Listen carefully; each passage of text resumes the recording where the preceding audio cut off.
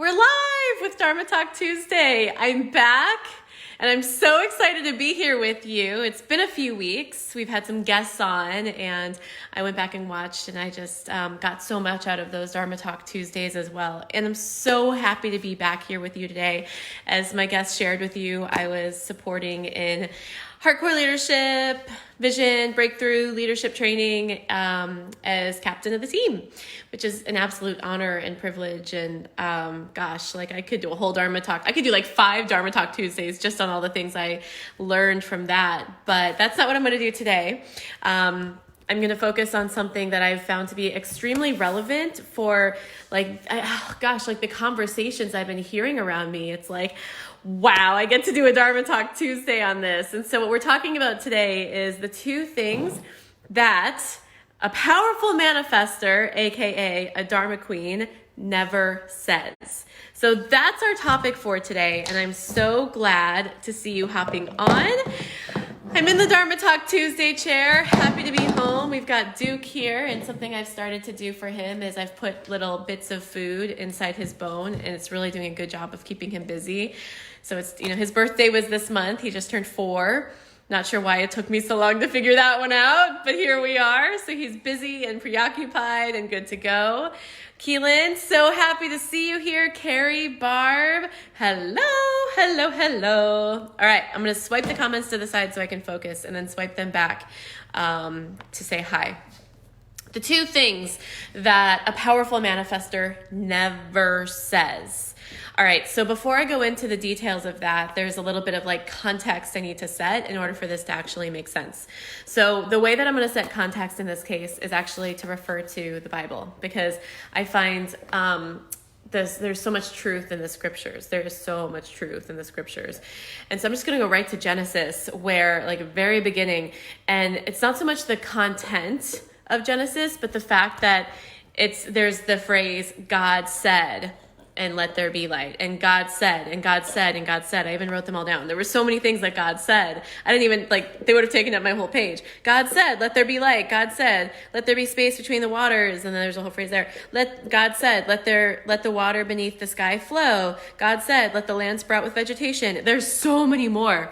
And then when he created Adam, he was like, and he brought every animal to Adam to see what he would call them. So in other words, what I'm highlighting here is the importance of saying, the importance of language.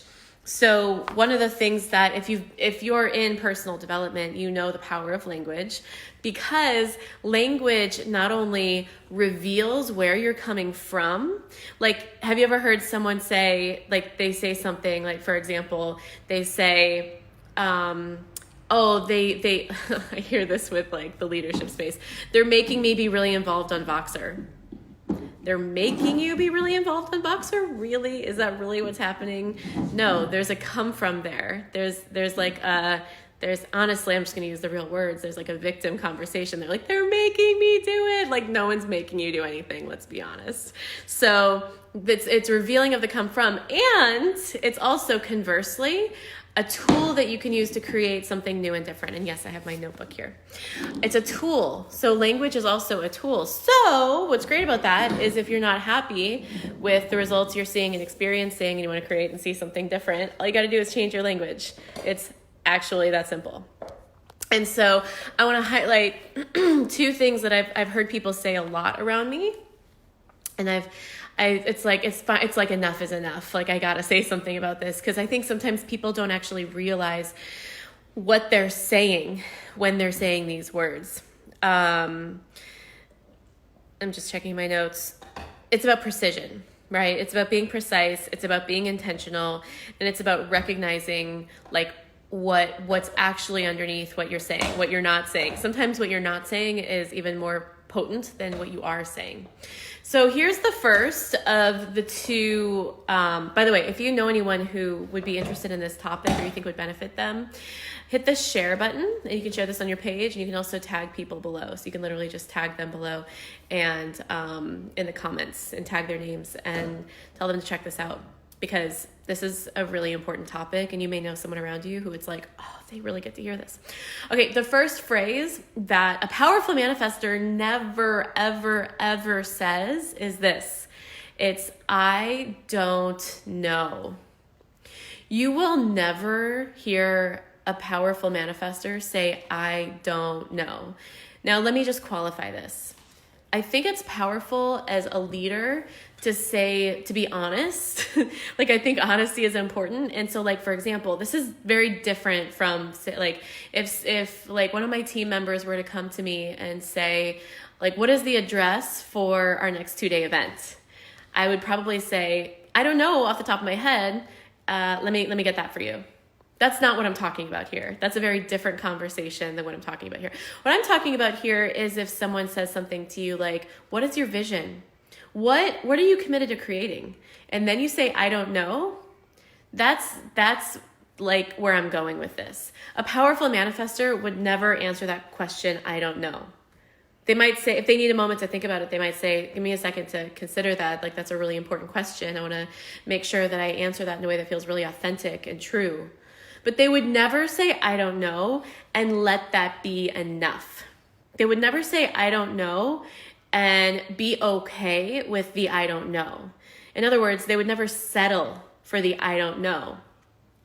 And the reason for that is because, honestly, it's lazy. It is mentally lazy to let yourself be okay with an I don't know.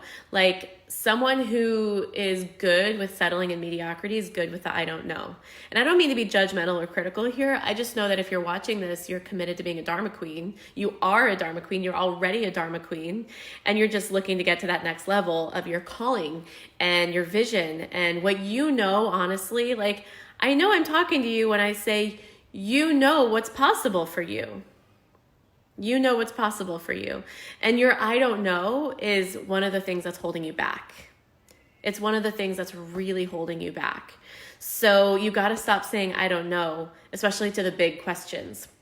So I'm going to get to what you should say and what you can say instead in just a minute. I'm going to get to the second thing not to say after I finish with the I don't know. The other reasons why I don't know doesn't work is because sometimes maybe it's not about mental laziness. Maybe it's about you don't want to feel something. There's something I'm making a decision on I'm just being real now. Like, this is me talking, Julie talking. There's something I'm making a decision on in my life right now. And for a long time, authentically, my answer has been, I don't know. And I was called forth by one of the mentors and coaches I work with, and she said, it's time for you to make a decision about this. You don't get to keep saying I don't know about this. Like, you're almost 36 years old. Like, you get to be clear. And I was like, yeah, you're right. So I told her, like, you're right. Absolutely. I'm committed to having a clear decision on this and a clear vision around this by February 15th. So I gave a by when. And what that means is now I'm doing the work. And sometimes when we say I don't know, it's because we don't want to feel something. So in this case, in this particular decision that I'm working on, there's like intense stuff that I get to really feel that I was avoiding, that I didn't want to feel before, that I was too busy, I have stuff going on, that I prioritized because those things were more important to me than feeling the things that I really get to feel in order to be really clear and authentic and committed in the decision that I get to make by February 15th. And so what do you not want to feel? What do you not want to feel? So by saying I don't know, it means you get to avoid feeling something. What do you not want to feel? What is it that's missing? Are you missing an opportunity to focus? Are you missing space to really consider and think? Are you missing intention? What are you missing? What's more important to you than getting clear? Like, what's more important to you that allows you to, like, let the I don't know be enough, be okay? And like, I don't want to come across as like judgmental or wrong making or anything like that. Like, my job is to call you forth and help you see things in a new way. So you may not have considered that the I don't know is the thing that's in your way. And so that may or may not resonate with you. This is my own personal experience. And when I look at my mentors and powerful people that I follow, like not just my mentors, but like the authors that the leaders that I study, like, I don't know is never a part of the conversation, ever.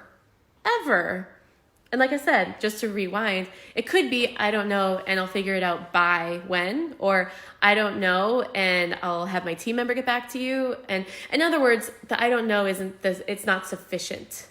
The I don't know isn't the end of the conversation. There's a commitment to get to the solution, to the clarity, to the whatever is needed, whatever is being requested. Does that make sense? Hearts and likes, if that makes sense. Hearts and likes, if that makes a difference for you. Hi, Krista. I miss you. Haven't talked to you or seen you in a while. Who else is on right now? I'm going to hit some waves here. Wave, wave, wave, wave, wave. All right, let's go on to the second thing. So the second thing that a powerful manifestor never says is actually the opposite end of the spectrum. It's, I already know. Oh, I already know. I got this. I've done this before. I already know. That's the other thing that a powerful manifestor doesn't say. So the first thing is, I don't know. The second thing is, I already know. That's actually one of the most dangerous things that you can say as a leader, as a manifestor, as someone, a visionary. And the reason is because it precludes other possibilities. If you already know what to expect, how does that leave room for something new and unexpected and different? Like, you actually need to intentionally leave space for a new possibility. But Julie, you said to not say, I don't know. Well, this is different. So I'm getting very precise and very nuanced here. Okay, so this is like advanced manifesting. This is like manifesting 401, not 101, right? Because I know you're ready for it. So instead of the I already know, how about and instead of the I don't know, how about I'm committed to creating, or I'm open to, or I'm connected to the vision and I'm moving forward based on the vision. And here's the vision. Here's what I do know, right? I remember when I was a kid, I used to run around saying to my family, like, I would say, oh, that was easy. I already knew that. I already knew that. I already knew that. And for a lot of my life, that was kind of like a belief system that I cultivated, even since I was a kid. I already knew that. I already knew that. And it kind of worked for me on some level. I've become a very well-studied and knowledgeable person, but knowledge only gets you so far. Like, you really start to live in a box if you only want to live in the I already know. Here's an example. As I mentioned, I was just in the training room, in the leadership facilitation training room for the last 2 weeks. And I'm really proud of the class that's going through right now that I'm working with. Very, very powerful, I would say, like personal developmentally advanced people. And one of the things I saw among some of the students is this conversation of I've already done so much work. I've already done so much work. I've already done a lot of work. I've already done so much work. And I watched how like that conversation was almost like a way to not let in new information. Like that's one of the things that people say to actually protect themselves and close down their heart, or it's like one of the ways that the ego justifies not being open to something new. And so, like, one of the things I've discovered is as we become more and more accomplished, the stakes of transformation actually become higher, and it can become scarier and scarier to let something new in, because it means that you've got to let something go, but the thing that you're letting go actually has worked for you for a really long time. And so, like, the I already know is one of the ways that your ego prevents you from letting go of that thing that may, yes, have already worked for you. Yes, you may already be an expert in that. But what about for what's next? Like, if you're not growing, then you're dying. And if you're not looking at the world like a newborn every day, then you're going to get really jaded. And so if you're not letting go of the I already know, then you're slowly, it's like you're withering, you're dying, you're contracting, you're closing down the possibilities. And next thing you know, you're in this box of all of the things that's only things that are familiar. Your familiar coffee shop, your familiar grocery store, your familiar spouse that you wake up to every single day, and you stop even seeing the possibilities in them. And all you can see is the past. All you can see is what you are already comfortable with. And again, that's a dangerous place to be, especially if you're a visionary and especially if you know you're called to greater things. So again, I want to invite you to use your language to help you open up to new possibilities. I am open to the possibility of X, Y, and Z. I'm open to not knowing. Here's what I already know. And like, for example, this is what I said going into the training room. It was my third time captaining, and I set an intention. Like, I set intentions with God, like really clear intentions. Like, I'd been praying over that training room for 2.5 months, sort of like how I'm going into my next event, Unleash Your Inner Calling, February 15th and 16th in Hollywood. And I've been praying over that room every single day for 3 months now. And I know that there's like a whole field of possibility that I have zero knowingness around. In other words, even though I've captained 3 times and staffed like 8 times in the leadership space, that doesn't mean anything. Honestly, like, I went in with my intentions of what I was committed to generating, like, openness and surrender and trust and love and like passion and all of those things.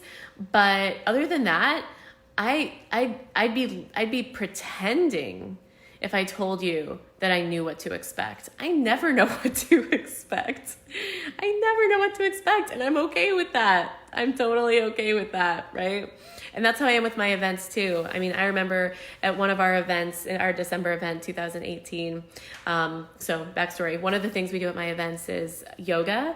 And since I also DJ, I just have this amazing way of weaving together a yoga practice with music. And it sort of feels like this shamanic experience, like without the drugs though, you know what I'm saying? And so it's this like deep transformational work. And one of the reasons, honestly, why I do it is because when I was in the I don't know, and there was a part of me that was committed to the figuring it out and to the knowing, yoga is what opened me up, because it opened up my energy centers, and the traumas and the things that were stored in my body, the belief systems that were stored in my body got cleared out and fleshed out, and boop, the new ideas rose to the surface. And that's where like I started to follow my calling.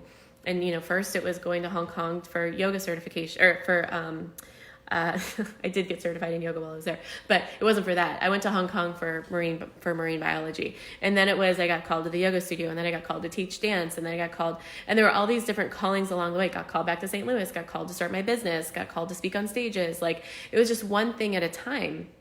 And the yoga practice is what helped me get out of the I don't know and into the, this could be the next possibility. Like, this is where my heart feels called. So anyway, the reason why I'm sharing all of that is because that's a really important part of my events, because it is one of the ways I help people out of the I don't know.